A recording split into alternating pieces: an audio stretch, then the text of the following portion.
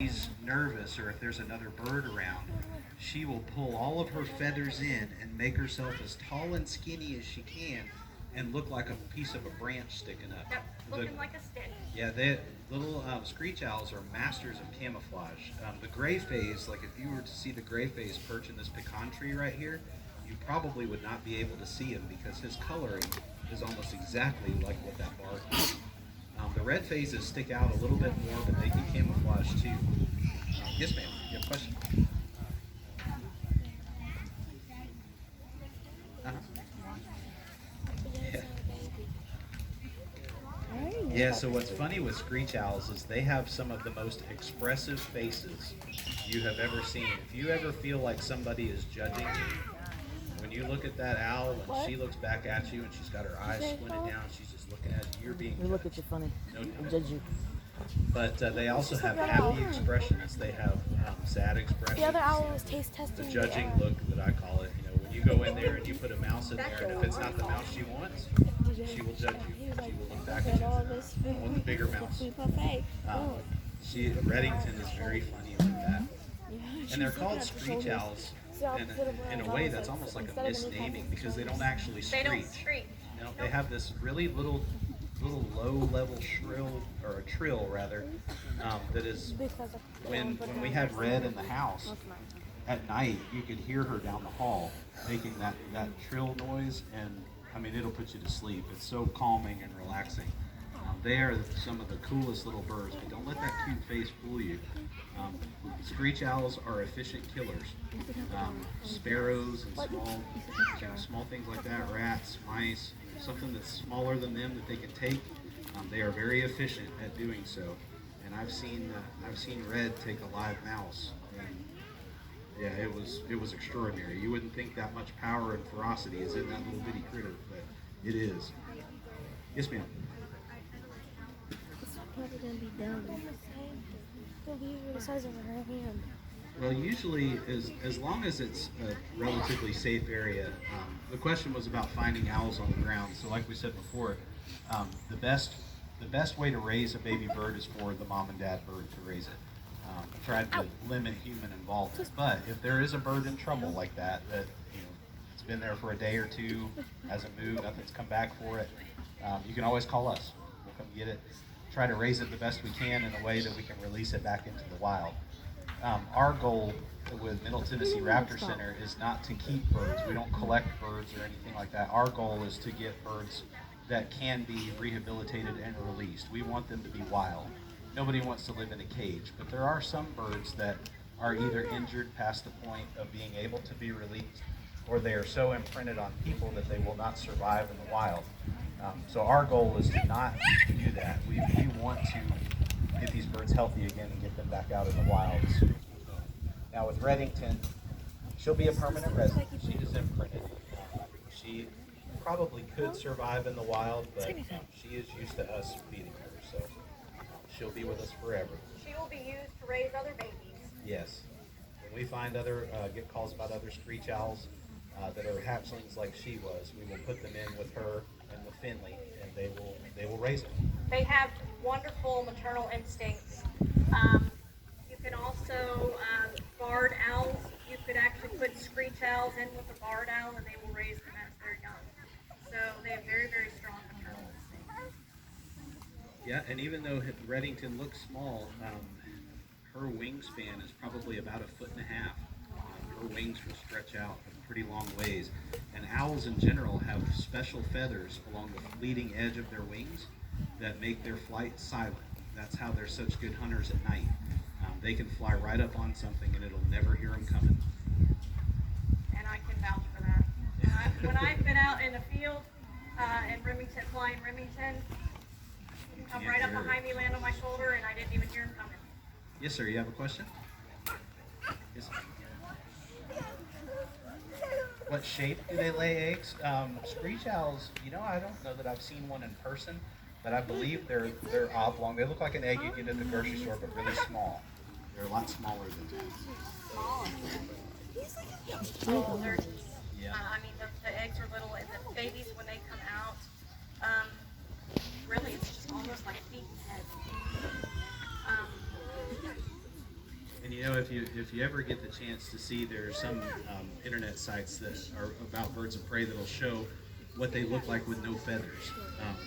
Red looks small now, but with no feathers, she wouldn't look any bigger than a baby chick. I mean, they're very small We and need to they're put the very baby small version bodies. of the owls. I'll get hers and then I'll get you. Yes, ma'am.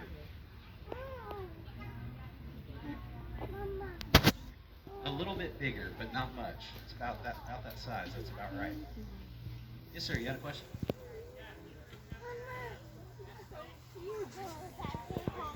Encountered a what? A T baby. Yes, that's true. So the question was about snakes. So birds will eat snakes, but what's funny is, and peregrine falcons do this a lot, is they will catch, they're called blind snakes. They're really small, almost a little bit bigger than an earthworm maybe. And some owl nests will have live blind snakes in it. And the reason that they think that they do that is because, you know, birds of prey are, in the nest especially, are susceptible to parasites and small bugs and things like that.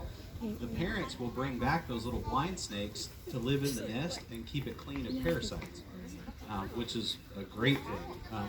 Birds of prey will get these things called flat flies, and they are as horrifying as they sound. It's like a mosquito, but it's flat.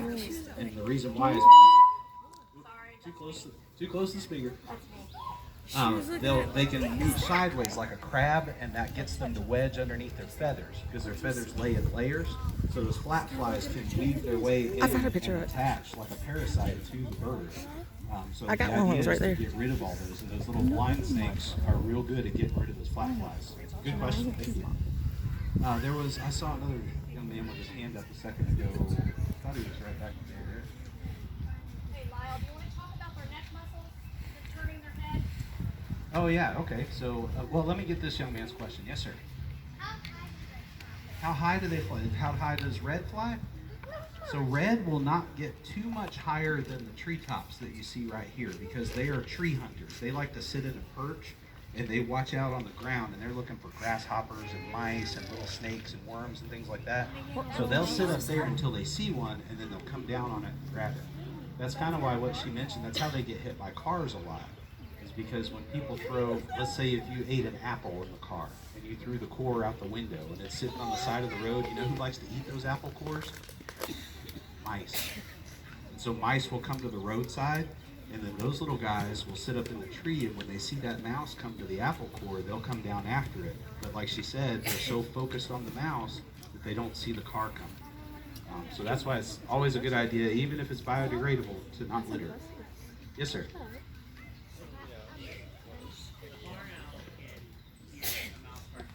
Yeah.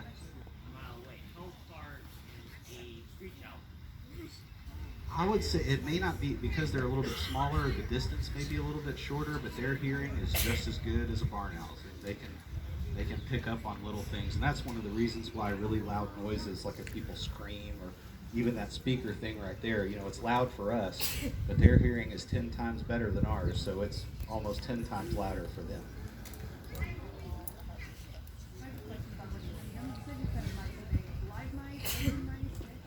Both, all three. We have suppliers that we buy our food from.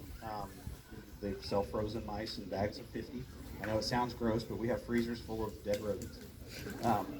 We do rats, squirrels, any of that kind of stuff. We do set live traps though in different places around the yard and some of our outbuildings. So if we do catch a mouse, we'll keep it in the trap for a little bit to make sure that it's not acting differently, like it's gotten into a poison. And as long as the mouse is acting the way that it should and not lethargic or staggering or something like that, we'll usually release it in the enclosure and then let the owls do what they do. We love live food. Yeah, live food is better. Is fun. Remington loves it.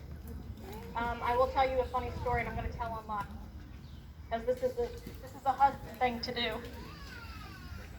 He went and got the Christmas tree stuff, and I had asked him to please leave it out on the porch because it had been in the barn, and I was afraid there would be mice in it, and that I would get and we'd put the Christmas tree together, from the porch so that we could see each piece that was coming in. So he goes and gets it, and he puts it in the back of my car. And I had a sweet tea in the cup holder.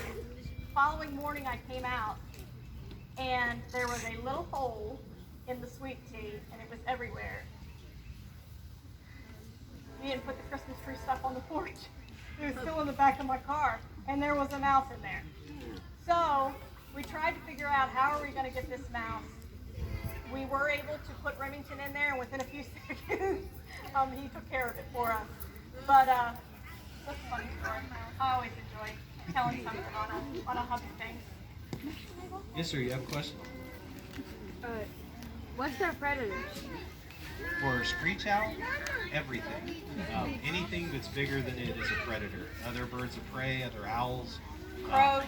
Yeah, crows are probably. We have world champion crows in Tennessee. We have the biggest crows I have ever seen, and they will thrash a bird of prey. They'll go after red-tailed hawks. They're not afraid of anything bigger than them. So for screech owls, they are very susceptible to predatory behavior from just about everything. You can put up boxes for barn owls. You can put up boxes for screech owls. They need safe places to be able to build their nests. One thing I always tell people: don't put up a nest for an owl in a place where you have your songbird feeders, because you will soon lose some of your population of your songbirds because they're going to take advantage of that source of food. So put them somewhere off the beaten path, and don't make that mistake of putting it near your songbird feeders. You had a question, ma'am?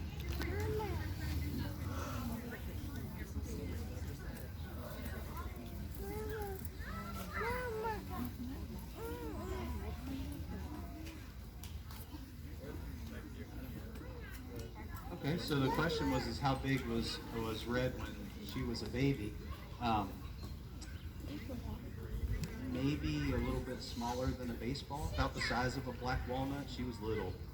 And it's like she said just a minute ago, it was like a head with feet and feathers. They're just so small and puffed out when they're little like that. They don't even look like an owl. Little bigger than that. A little bigger than that. You guys mentioned something about the neck muscles. Oh yeah, okay, so there's a bit of a misconception. People say owls can turn their head 360 degrees. They can actually go a little further. They can go, I think it's up to 520. So that's. Oh, that's right. That's right. I'm sorry. I just told you a lie. Let me start that sentence over. 280 is the way that they can go around. The reason it looks like it can go further than that is also it's very subtle under their feathers, but they can turn their body a little bit too to make it look like they're going all the way around, but it's not quite. I don't know why that. I remember what it was. It wasn't the owls. Yes, ma'am.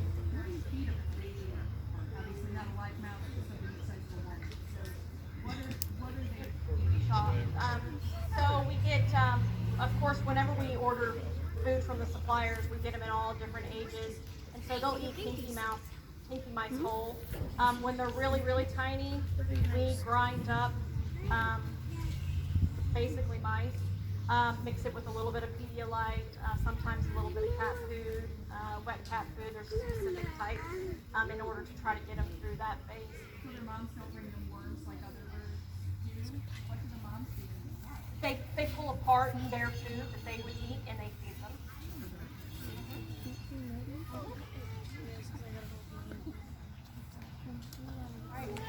All right. Yes, ma'am. So about the food, so they don't, like a songbird regurgitates the food for their babies, but birds of prey don't do that. They eat. No. Okay. They just pull it from what they're eating And they and just give eat that. Okay. Yeah, the little hook shape on the end of their bill gives them the ability to tear off in strips, almost like jerky. Okay. And so they'll pull pieces of flesh off of whatever the prey is and feed them to them just like that, feathers and all. Yes, ma'am.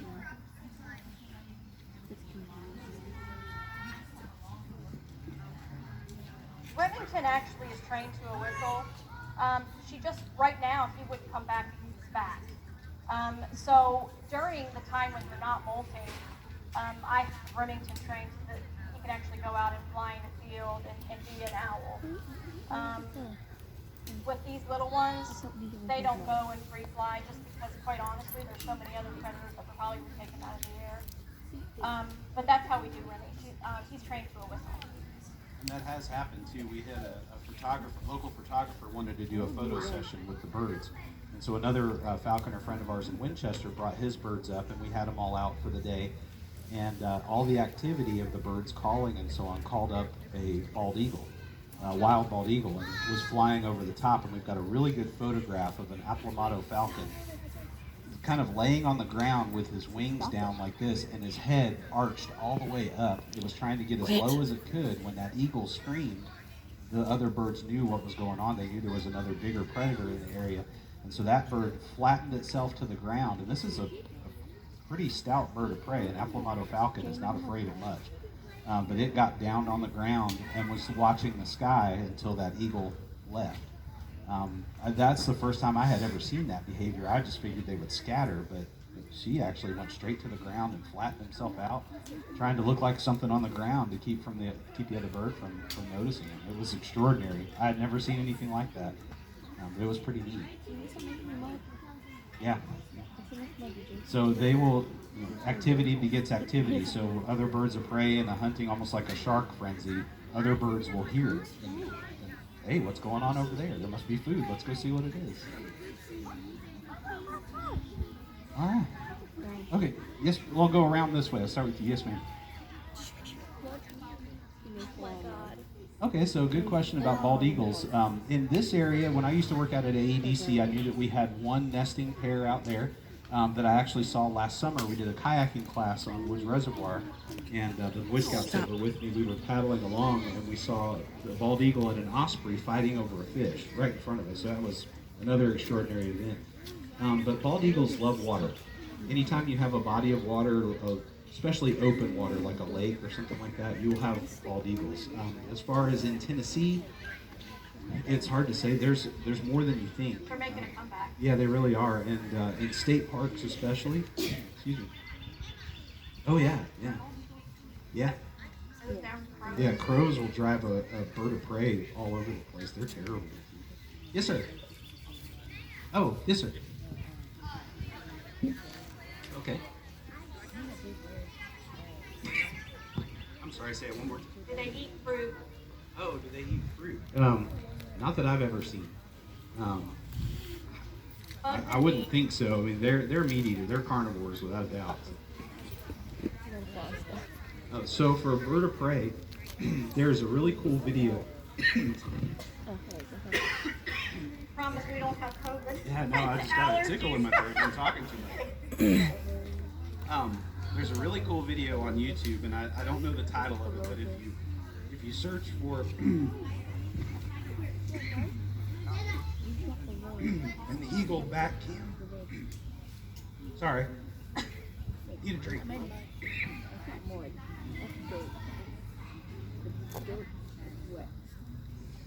All right, let's try that again. So it's an eagle back cam, B-A-C-K. There is a video of a falconer who goes to the top of a building in the middle of a city, and there's another falconer on the ground with the lure of that eagle. Sorry, I'll be falling, I guess. And so the video is the falconer on the building will release that eagle. Man, I think I swallowed it.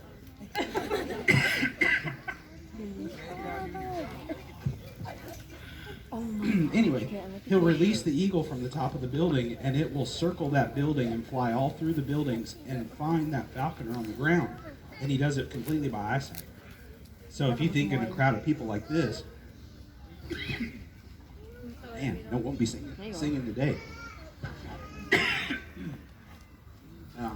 He'll find that falconer in there, and he'll have a lure or something on his glove that eagle recognizes. And in a crowd of people, that eagle can pick that out from the top of that building and go right to him. So that's how good their eyesight is. It's incredible how far they can see. Yeah, no, with owls, it's definitely hearing. Their eyesight is good, but their hearing is better. But with birds of prey like falcons and hawks, eyesight is everything. All right, if I don't choke to death here, does anybody have any other questions? Yes, ma'am.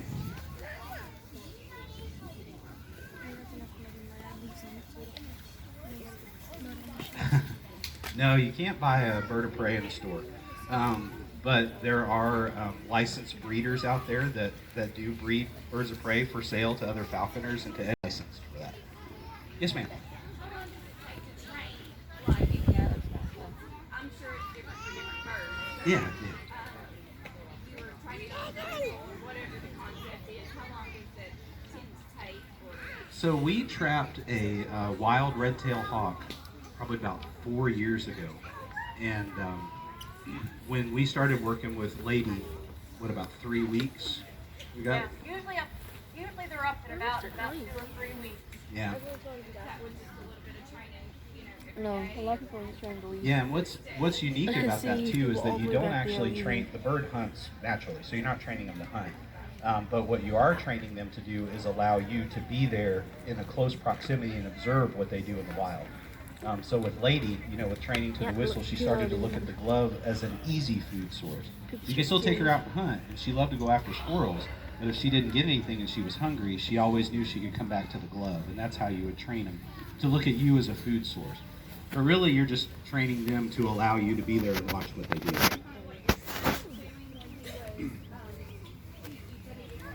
She threw it at me first. Yeah, in New Jersey.